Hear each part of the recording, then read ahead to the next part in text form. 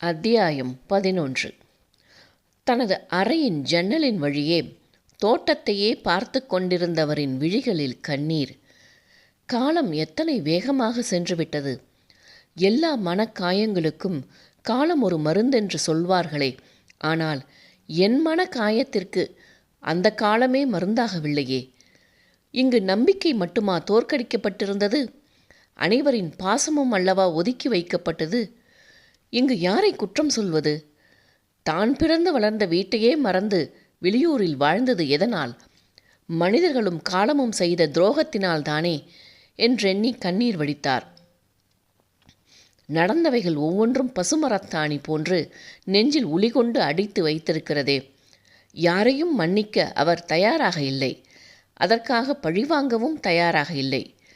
இதில் எது நடந்தாலும் நடந்தவைகளை மாற்றிவிட முடியாதல்லவா? தனது செயலே தவறாக போன பின்பு அந்த குற்ற உணர்வில் தவித்து கொண்டிருக்கும் எனக்கு விடுதலை கிடைப்பது எப்பொழுது? அவரின் தோள் மீது அழுத்தமான கரம் ஒன்று படர கண்ணீர் சுமந்த விழிகளோடு திரும்பி பார்க்க மித்ரா கண்களை சிமிட்டி ஆதரவாக புன்னகைத்தாள். மெல்லிய குரலில், என்ன நடந்தது என்று எனக்கு முழுமையாக தெரியாது பாட்டி.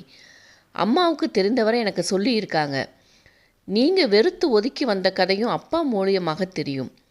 இந்த இடம் உங்களின் பழைய நினைவுகளை கூறு போடுகின்றதுன்னு புரியுது. நீங்கள் இப்போ ஸ்ட்ராங்காக இருக்க வேண்டிய நேரம். கன்னத்தில் வழிந்த கண்ணீரை துடைத்து கொண்டவர், போன முறை செய்த தவறை இந்த முறை செய்ய மாட்டேன் மித்து. அதனால தான் இழந்தவைகள் ஏராளம். எனது தவறின் அளவும் பெரிது. தட்ஸ் குட் பாட்டி. இனி இங்கே இழப்புகளுக்கு இடமில்லை. துரோகத்தை வேறறுக்கத்தான் நாம் வந்திருக்கோம். எந்த ஒரு சூழ்நிலையிலும் ரிஷியை விட்டு கொடுக்கக்கூடாது. மித்ராவின் பேச்சு அவர்கள் ஒரு உத்வேகத்தை கொடுக்க அவளது தோளில் சாய்ந்து கொண்டவர், ஒன்னால தாண்டா எனக்கு இப்படி ஒரு சந்தர்ப்பம் கிடைச்சிருக்கு. எக்காரணம் கொண்டும் அந்த வேதநாயகத்தை விடக்கூடாது என்றார் தீவிரமான குரலில். பார்த்துக்கலாம் பாட்டி என்று சொன்னவள் அவரை லேசாக அணைத்து விடுவித்து, எனக்கு சில வேலைகள் இருக்கு பாட்டி, முடிச்சிட்டு மறுபடியும் வரேன் என்று கூறி அங்கிருந்து வெளியேறினாள். அவள் செங்கமலத்தின் அறையை விட்டு வெளியேறும் சமயம் அவளது பார்வை லோகநாயகியின் அறையை தொட்டு சென்றது. ஏனோ அவரது அறை மர்மங்கள் அடங்கிய அறையாக இருக்குமோ என்றே தோன்றியது. அந்நேரம் ரிஷி ஒருவித கவலை தோய்ந்த முகத்துடன் மாடியில் இருந்து இறங்கி வந்து கொண்டிருந்தான். அவனை பார்த்ததும் அங்கேயே நின்றவள் ரிஷி என்று அழைத்தாள். அவனது கவனமோ எங்கோ இருக்க அவள் அழைத்ததை கவனிக்காமல் சென்று கொண்டிருந்தான். அதை கண்டவள் ரிஷி என்று மீண்டும் அழைத்தாள். சடார் என்று நின்றவன், கூப்பிட்டீங்களா என்றான் சிந்தனையுடனே. அவன் முன் சென்று நின்றவள், கம்பெனி விஷயமா உங்ககிட்ட பேசணும். நீங்கள் எப்போ ஃப்ரீ? எனக்கு கொஞ்சம் வேலைகள் இருக்குது, முடிந்ததும் சொல்கிறேன் என்றான் அவள் முகம் பார்க்காமலே. அவளோ அவன் முகத்தை பார்த்து கொண்டே, எது கவின்யா விஷயமா என்றால் விழிகளால் சுற்றுப்புறத்தை ஆராய்ந்தபடி. அவளது கேள்வியில் அதிர்ச்சி அடைந்து, வாட்? இதழில் எழுந்த புன்னகையை மறைத்தபடி, கவின்யா வேலையா என்று கேட்டேன். அதுவரை அவளை பவனிடம் ஒப்படைக்க வேண்டுமே என்கிற கவலையுடன் இருந்தவன் மித்ராவின் கேள்வியில் நிதானத்திற்கு வந்து அவளை முறைத்து பார்த்துவிட்டு, மிஸ் மித்ரா, உங்களுக்கும் எனக்கும் கம்பெனி தாண்டி பேசுவதற்கு எதுவும் இல்லை. அதனால் என்னோட பர்சனல் விஷயங்களில் மூக்க நுழைக்காமல் இருந்தால் நல்லாயிருக்கும் என்று அவனது பார்வை அப்பொழுதும் அவளது இதழ்களில் அதிக நேரம் நின்று மீண்டது. இரு கைகளையும் கட்டிக்கொண்டு அவனை நன்றாக பார்த்தவள், ஸோ உங்கள் கவியை பவன்கிட்ட ஒப்படைக்க போறீங்க என்று கேட்டு குண்டை போட்டாள். அவளது கேள்வி தந்த அதிர்ச்சி அவன் முகத்தில் தெரிய வேக நடையுடன் அவள் அருகே சென்று தன்னையும் மீறி அவளது கைகளை பற்றி இழுத்தவன், உனக்கு எப்படி தெரியும்? என்ன வேவு பார்க்குறியா என்றான் கோபமாக. அவனது மூச்சுக்காற்று மேலே படும் தூரத்தில் மிக நெருக்கமாக நிற்கும் அவனை கண்டு தனக்குள் சிரித்து கொண்டவள், உங்களை வேவு பார்த்து நான் என்ன செய்ய போகிறேன்? அவனோ விடாது மேலும் நெருங்கி நின்று, உண்மையை சொல்லு, உனக்கு எப்படி தெரியும் என்று மிரட்டினான். அப்பொழுதும் அவனது மிரட்டலை கண்டு கொள்ளாது, நீங்கள் வெளிநாட்டு பிஸ்னஸ்மேன் ரிஷி, நானெல்லாம் லோக்கல் தான், ஆனால் இங்கே எப்படி எதை செய்யணும்னு எனக்கு கொஞ்சம் தெரியும் என்றால் கண்களை சுருக்கி. அவளின் முகபாவனை அவனை என்னவோ செய்ய தன்னை மறந்து சிறிது நேரம் அப்படியே நிற்க, அந்நேரம் தனது அறையை விட்டு வெளியே வந்த லோகநாயகி அவர்கள் நின்றிருந்த கோலத்தை கண்டு, அடப்பாவி ரிஷி, இதென்ன இப்படி நிற்கிற நடு வீட்டில்? கவிக்கு துரோகம் பண்ணுறியா என்று கத்தினார். அவரது சத்தம் கேட்டு அவசரமாக விலக இருந்தவனின் இடையை பற்றி தன் அருகே இழுத்து கொண்ட மித்ரா, நீங்கள் வெளியில் கிங் மேக்கராக இருக்கலாம் ரிஷி, ஆனால் உங்கள் வீட்டிலும் நிறைய மர்மங்களுக்கு நடந்துக்கிட்டுருக்கு. முக்கியமாக இவங்க மேலே கண்ணை வைங்க என்று கூறி விடுவித்தாள். அவளது அதிரடியில் அதிர்ந்து போயிருந்தவன் அவள் சொன்ன விஷயத்தை ஜீரணிக்க முடியாமல் என்ன சொல்கிறா என்றான்.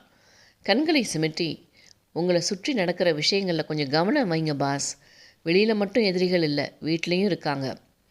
தான் கத்திய பிறகும் இருவரும் தங்களுக்குள் பேசிக்கொண்டு இருப்பதை கண்ட லோகநாயகி, அக்கா இங்கே வாங்க, இந்த அநியாயத்தை பாருங்க என்று மீண்டும் கத்தினார்.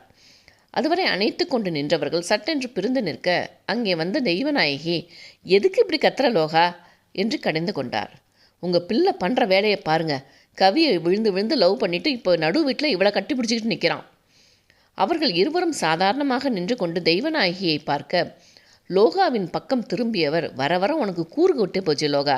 வளர்ந்த பிள்ளைகளை இப்படி தப்பும் தவறமாக பேசாத. அதுவும் செங்கமலாத்த காதில் விழுந்தால் உன்னை உண்டு இல்லைன்னு பண்ணிடுவாங்க. ரிஷியோ சற்றே கடுப்புடனும் சந்தேகத்துடனும் லோகநாயகியை பார்த்து கொண்டு, மா இவங்களை அதிகமாக பேச வேண்டாம்னு சொல்லுங்கள். அப்படி இருக்க முடியலன்னா நம்ம கெஸ்ட் ஹவுஸுக்கு போக சொல்லுங்கள். மித்ராவோ அவன் சொன்னதை கேட்டு உள்ளுக்குள் எழுந்த சிரிப்பை அடக்கியபடி லோகநாயகியை பார்க்க, அவரோ வீட்டை விட்டு வெளியேற சொன்னவனை கண்டு முகம் வெளிரி போக பார்த்தவர், என்ன வேணால் நடக்கட்டும், நான் எதுலேயும் தலையிட மாட்டேன் என்று கூறிவிட்டு அங்கிருந்து விடு என்று தன் அறைக்குள் சென்று கதவடைத்து கொண்டார். முதன்முறையாக ரிஷியின் பார்வை அவர் மீது சந்தேகத்துடன் பாய்ந்தது. மித்ராவின் அருகில் சென்ற தெய்வநாயகி, சாரிடா, லோகா மனசில் எதுவும் இல்லை, பட்டுன்னு எதையாவது பேசி தொலைச்சிருவா என்றார் சமாதானமாக. அவர்கள் இருவரும் பேசுவதை பார்த்து கொண்டிருந்த ரிஷி, மித்ரா உனக்கு எதுவும் வேலை இருக்கா, என்னோட வெளியில் வர முடியுமா என்றான் யோசனையாக. தெய்வநாயகி, ஆமாண்டா, பிள்ளை பாவம் வந்ததுலேருந்து எங்கேயுமே போகாமல் என் கூடவே இருக்கா, நீ கொஞ்சம் கூட்டிகிட்டு போய் சுற்றி காமி என்றார். மித்ராவும் மறுப்பு எதுவும் சொல்லாமல் அவனுடன் கிளம்ப காரில் மௌனம் மட்டுமே ஆட்சி செய்தது. அவன் எங்கே அழைத்து செல்கிறான் என்று கேட்டுக்கொள்ளாமல் அமைதியாக அமர்ந்திருந்தாள். ஊரை விட்டு விலகியிருந்த ஒரு வனாந்தரத்தின் நடுவே இருந்த அந்த மாளிகையினுள் கார் நுழைந்தது. அவளை இறங்கும்படி சைகை செய்து தானும் இறங்க மெல்ல அவன் பின்னே சென்றாள். அங்கு வரவேற்பறையில் சோகமே உருவாக அமர்ந்திருந்தாள் கவின்யா. அவளை சுற்றி 2-3 பெண்கள் கையை பிசைந்தபடி நின்றிருந்தனர். ரிஷியை கண்டதும், சார் மேடம் எதுவும் சாப்பிட மாட்டேன்றாங்க என்று புகார் அளித்தனர். அவர்களையெல்லாம் அங்கிருந்து போகும்படி சொன்னவன் கவியின் முன்னிருந்த நாற்காலியில் அமர்ந்தான். மித்ரா எதுவும் பேசாது அங்கிருந்த சோஃபாவில் அமர்ந்து கொண்டு அவர்களை கவனிக்க ஆரம்பித்தாள். தனது கையை நீட்டி அவளது கைகளை பற்றி கொள்ள முயன்றவனை திடுக்கிடும் விழிகளோடு நோக்கியவள், டோன்ட் டச் மீ, பவன் எங்க என்றாள் கோபமாக. தன் அவள் மீதிருந்த கோபம், ஏக்கம் எல்லாம் மனதை அழுத்த மித்ரா இருந்ததை கூட மறந்து, ஏன் கவி இந்த அளவுக்கு வெறுக்கும் அளவுக்கு நான் என்ன செஞ்சேன் என்றான் கெஞ்சலாக.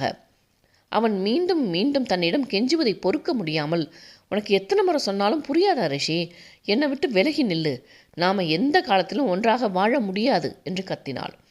அவனுக்குமே கோபம் எழ, அதுதான் ஏன், அந்த காரணத்தை சொல்லு, வேதநாயகம் உன்னை மிரட்டி வச்சிருக்கானா, அதுக்காகத்தான் என்னை ஒதுக்க நினைக்கிறியா?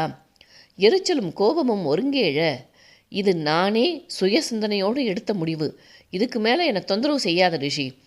சட்டென்று எழுந்து அவளது தோள்களை பற்றி, அப்போ இத்தனை நாள் என்னோட உறவாடியதெல்லாம் நடிப்பா, சொல்லுடி என்று உலுக்கினான். அந்நேரம் சரியாக பவனின் கார் உள்ளே நுழைந்தது. சிந்தனையுடன் கூடிய முகத்தோடு உள்ளே நுழைந்தவன் ரிஷி கவின்யாவை உலுக்கி கொண்டிருப்பதைக் கண்டு வேக நடையுடன் சென்று அவளை அவனிடமிருந்து பிரித்தான். அவளும் பவனை கண்டதும் பவா என்று கதறிக்கொண்டு அவனை கட்டிக்கொண்டாள். அவளது அந்த கதறலை சொல்லியது அவளின் மனநிலையை. ரிஷி அந்த நிமிடம் எப்படி உணர்ந்தான் என்றே தெரியவில்லை. அவனது சிந்தனை, சுகம், துக்கம் எல்லாம் எப்பொழுதும் அவளை மட்டுமே சார்ந்திருக்கும். நிற்கும் நேரம், தொழில் செய்யும் நேரம், நடக்கும் நேரம் என்று எல்லா நேரமும் அவன் இதயத்தில் அவள் மட்டுமே அமர்ந்திருப்பாள். சமீப காலமாக மெல்ல மெல்ல அவள் தன்னை விட்டு விலகுவதை தாங்க முடியாமல் இருந்தவன் இன்று அவளின் மனம் தன்னை விட்டு மொத்தமாக விலகி நிற்பதை தாங்க முடியாமல் நின்றான். மித்ராவுக்கு ரிஷியின் நிலையைக் கண்டு பரிதாபமாக இருந்தது. என்னதான் வேதநாயகத்திற்கு பயந்தாலும் தன் காதலை ஏன் கவி விட்டு கொடுக்க வேண்டும் என்று புரியாமல் திகைத்து நின்றாள். ஒரு கையால் கவின்யாவை அணைத்திருந்தவன் ரிஷியின் அருகில் சென்று, ஐம் சாரி ரிஷி, 2 பேருக்கும் நிம்மதி இல்லாத ஒன்றை எதற்கு பிடித்து தொங்கணும், விட்டுடு என்றான். அவனோ கண்களில் வலியை சுமந்து கொண்டு அவளை பார்த்து, நானா உன்னுடைய நிம்மதியை கெடுக்கிறேன்? சொல்லு கவி, நானா உன்னுடைய நிம்மதி கெட காரணம் என்று கத்தினான். அவனது கோபத்தை கண்ட கவியோ அழுகையுடன் பவனின் கைகளை அழுத்தி பிடித்து கொண்டு, ப்ளீஸ் பவா, என்னை இங்கிருந்து கூட்டிட்டு போ என்று கதற ஆரம்பித்தாள். அவளது அந்த அழுகை ரிஷியின் நெஞ்சில் அமிலத்தை ஊற்றியது. தன்னை கண்டு பயந்து விலகி போகும் அளவிற்கா இவளை நடத்தினோம் என்று வலி சுமந்த விழிகளுடன் அவளை நோக்கினான். அதுவரை அவர்களை வேடிக்கை பார்த்து கொண்டிருந்த மித்ரா எழுந்து வந்து பவனிடம், அவங்கள கூட்டிட்டு கிளம்புங்க ப்ளீஸ் என்றாள். ரிஷியை பரிதாபமாக பார்த்துவிட்டு கவியை தோளோடு அணைத்து ஆறுதல் படுத்தி கொண்டு காருக்கு சென்றான். அதை பார்த்து கொண்டிருந்த ரிஷியின் கண்களில் பளபளப்பு. எத்தனை வருட காதல்! சிறு வயதிலிருந்தே அவளுடனே வளர்ந்து அவளுக்கான தேவைகள் அனைத்தையும் பார்த்து பார்த்து நிறைவேற்றி என்னவள் என்று மனதில் பதித்து வாழ்ந்து கொண்டிருந்த ஒன்று இன்று முற்றிலுமாக அனைத்தையும் உடைத்து நொறுக்கிவிட்டு சென்றிருக்கிறது. தன்னையும் அறியாமல் மித்ரா அவனது கரங்களோடு கரம் கோர்த்து கொண்டு, ரிலாக்ஸ் ரிஷி, மனசை விட்டுடாதீங்க என்றாள் மெல்லிய குரலில்.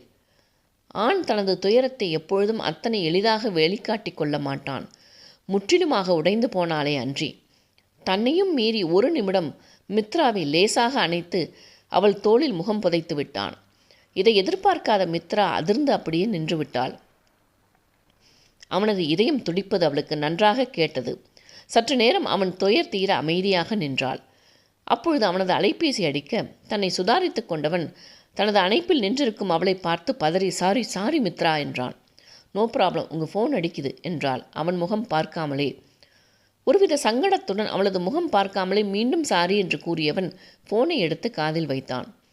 அந்த பக்கம் அந்த தகவல் அவனுக்கு மீண்டும் ஒரு பேரதிர்ச்சியை கொடுத்தது. என்ன சொல்கிறீங்க? இது உண்மையா?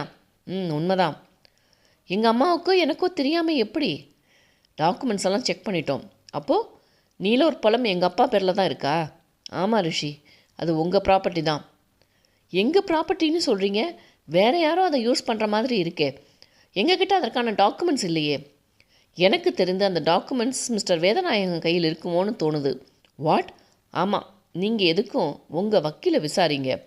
நிறைய விஷயங்கள் வெளியில் வரலாம் என்று கூறி ஃபோனை அணைத்தார். அவன் சொன்ன வார்த்தை நீலோர்பழம் என்பதை சொல்லி பார்த்து கொண்டிருந்த மித்ரா, இந்த பெயரை எங்கள் பாட்டி சொல்லி கேட்டிருக்கேன் ரிஷி என்றாள். ஒருவன் மனது ஒன்பதடா, அதில் ஒளிந்து கிடப்பது என்பதடா. உருவத்தை பார்ப்பவன் மனிதனடா, அதில் உள்ளத்தை காண்பவன் இறைவனடா.